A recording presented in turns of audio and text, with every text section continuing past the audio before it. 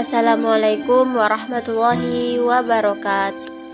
Baiklah, di video ini kami akan menjelaskan materi tentang sertifikasi guru. A. Pengertian sertifikasi guru. Sertifikasi guru adalah proses pemberian sertifikat pendidik kepada seseorang yang telah memenuhi persyaratan tertentu, seperti memiliki kredensial akademik, kompetensi, sehat jasmani dan rohani, serta memiliki kemampuan untuk mewujudkan tujuan pendidikan nasional. Dengan menerima sertifikat pendidik tersebut, guru tersebut menunjukkan bahwa mereka memiliki kualifikasi mengajar sesuai dengan yang tercantum dalam sertifikat tersebut. Berdasarkan Peraturan Menteri Pendidikan dan Kebudayaan Nomor 5 Tahun 2012 tentang sertifikasi bagi guru dalam jabatan, dijelaskan mengenai prosedur pelaksanaan sertifikasi guru sebagai berikut. Yang pertama, guru yang berkualifikasi akademik S2 atau S3 dan sekurang-kurangnya memiliki golongan 4B atau yang memiliki golongan serendah-rendahnya 4C diharuskan mengumpulkan dokumen yang akan diverifikasi oleh asesor Rayon Lembaga Pendidikan Tenaga Kependidikan atau LPTK untuk persyaratan menerima sertifikat pendidik dengan pola PSPL atau secara langsung. Yang kedua, guru berkualifikasi S1 atau D4 bisa memilih pola portofolio atau pola pendidikan dan latihan profesi guru atau PLPG berdasarkan kesiapannya. Yang ketiga, guru yang menggunakan portofolio diharuskan mengikuti prosedur sebagai berikut. Penyusunan portofolio dengan berpedoman pada pedoman penyusunan portofolio yang telah diatur dalam pedoman sertifikasi guru dalam jabatan. Portofolio yang sudah dibuat kemudian diberikan kepada lembaga penjaminan mutu pendidikan setempat melalui Dinas Pendidikan Kabupaten atau Kota untuk dikirim kepada Lembaga Pendidikan Tenaga Kependidikan atau LPTK sesuai dengan program studi. Jika hasil penilaian portofolio mencapai nilai minimal yang sudah ditentukan, maka akan dilanjutkan proses verifikasi terhadap portofolio yang telah dibuat tersebut. Namun, jika hasil portofolio tersebut tidak dapat mencapai batas minimal kelulusan, maka guru tersebut menjadi peserta sertifikasi dengan menggunakan pola pendidikan dan latihan profesi guru atau PLPG. Apabila hasil penilaian portofolio mencapai nilai minimal yang ditentukan, tetapi terdapat kekurangan secara administrasi, maka peserta tersebut diharuskan melengkapi administrasi. Untuk selanjutnya akan dilakukan proses verifikasi terhadap portofolio yang sudah dibuat tersebut. Keempat, peserta yang menggunakan pola pendidikan dan latihan profesi guru atau PLPG diharuskan untuk mengikuti uji kompetensi awal. Yang kelima, pola pendidikan dan latihan profesi guru atau PLPG diakhiri dengan uji kompetensi. Secara khusus, persyaratan peserta sertifikasi guru dalam jabatan melalui jalur pendidikan ini adalah sebagai berikut.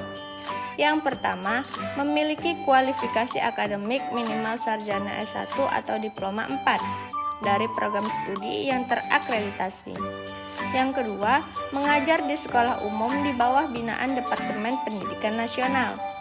Yang ketiga, guru PNS yang mengajar pada satuan pendidikan yang diselenggarakan oleh pemerintah daerah atau guru yang diperbantukan pada satuan pendidikan yang diselenggarakan oleh masyarakat.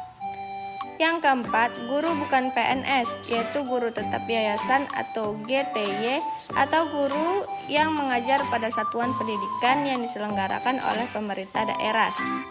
Yang kelima, memiliki nomor induk pendidik dan tenaga kependidikan atau NUPTK.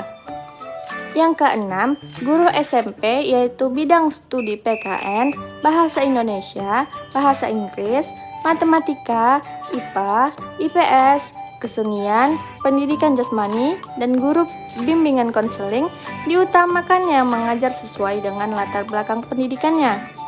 Yang ketujuh, memiliki masa kerja sebagai guru minimal 5 tahun dan usia maksimal 40 tahun pada saat mendaftar. Yang kedelapan, memiliki prestasi akademik atau non-akademik dan karya pengembangan profesi di tingkat kabupaten atau kota, provinsi, atau nasional yang diselenggarakan oleh pemerintah pusat, pemerintah daerah, maupun organisasi atau lembaga. Yang kesembilan, bersedia mengikuti pendidikan selama 2 semester dan meninggalkan tugas mengajar.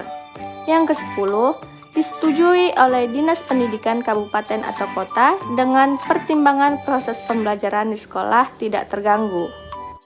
C. Penilaian. Untuk menentukan kelulusan peserta sertifikasi, maka ada yang harus menilai. Yang pertama, asesor sebagai penilai sertifikasi. Asesor ini akan menilai dan membuat keputusan terhadap nilai mutu akan penilaian lain terhadap dokumen persyaratan peserta sertifikasi. Asesor ini diseleksi dan dipilih oleh perguruan tinggi penyelenggara sertifikasi. Untuk menjadi asesor, ada beberapa kriteria yang harus dipenuhi sebagai berikut. Yang pertama, WNI dengan profesi sebagai dosen, guru, atau instruktur senior, widyawara, dan pengawas yang mempunyai sertifikasi pendidik. Sehat jasmani dan rohani, berkomitmen dalam bersedia melakukan penilaian secara objektif, pendidikan minimal S2, berpengalaman mengajar, melatih, dan membimbing guru atau calon guru di bidang yang sesuai minimum 5 tahun terakhir. B. Persyaratan pelaksanaan sertifikasi guru. Perguruan tinggi negeri atau swasta juga dapat menyelenggarakan sertifikasi guru asalkan memenuhi syarat sebagai penyelenggara sertifikasi. Berikut adalah persyaratan yang harus dipenuhi oleh perguruan tinggi yang menjadi penyelenggara sertifikasi guru. Yang pertama, memenuhi program studi pengadaan tenaga kependidikan yang telah terakreditasi sesuai dengan ketentuan yang berlaku. Yang kedua, disahkan oleh Menteri Pendidikan Nasional. Perguruan tinggi yang mengadakan sertifikasi guru menguji beberapa komponen utama yang meliputi beberapa aspek. Aspek-aspek yang diuji termasuk jumlah program studi kependidikan, peringkat akreditasi Badan Akreditasi Nasional atau BAN dari perguruan tinggi dan program studi, fasilitas inspektur, hasil evaluasi program studi berdasarkan evaluasi diri atau EPSBED dari setiap program pendidikan, dan kepatuhan terhadap aturan dalam pengelolaan perguruan tinggi. Selanjutnya itu pada komponen penilaian portofolio mencakup hal-hal berikut. Yang pertama yaitu latar belakang akademik, yang kedua pendidikan dan pelatihan yang telah diikuti, yang ketiga pengalaman mengajar, yang keempat rencana dan implementasi pembelajaran, yang kelima penilaian dari atasan dan pengawasan, yang keenam prestasi akademik yang telah diraih, yang ketujuh karya pengembangan profesional yang telah dilakukan, yang ke-8 partisipasi dalam forum-forum ilmiah, yang ke-9 pengalaman dalam organisasi di bidang pendidikan dan sosial, dan yang terakhir yaitu penghargaan yang relevan dengan bidang pendidikan.